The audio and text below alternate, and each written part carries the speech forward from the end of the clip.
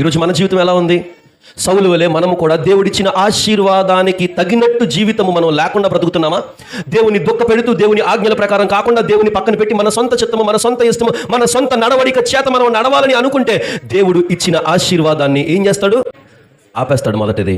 రెండవదిగా తీసుకుంటాడు, ఆయన దగ్గర ఉంచుకోడు. ఇచ్చిన ఆశీర్వాదం వెనక్కి తీసుకునే అలవాటు ఆయనకి లేదు. అందుకు ఆయన ఏం చేస్తాడు తెలుసా? అలా తీసి అలా ఇంకొకరికి ఇచ్చేస్తాడు.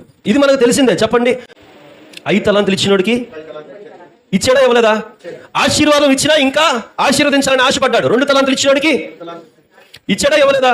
ఇంకా ఆశీర్వాదం ఇవ్వాలనుకున్నాడు. కానీ 1 తలాంతు ఉన్నాడికి వాడికి ఇవ్వాలని, ఇంకా ఆశీర్వాదం ఇవ్వాలని ఆశ లేదు. ఎందుకో తెలుసా? వీడి దగ్గర ఉంటే వేస్ట్, అది అనవసరం. అది దేవుడు మనకిచ్చిన ఆశీర్వాదము అనేక మందికి ఆశీర్వాదకరముగా మారాలి.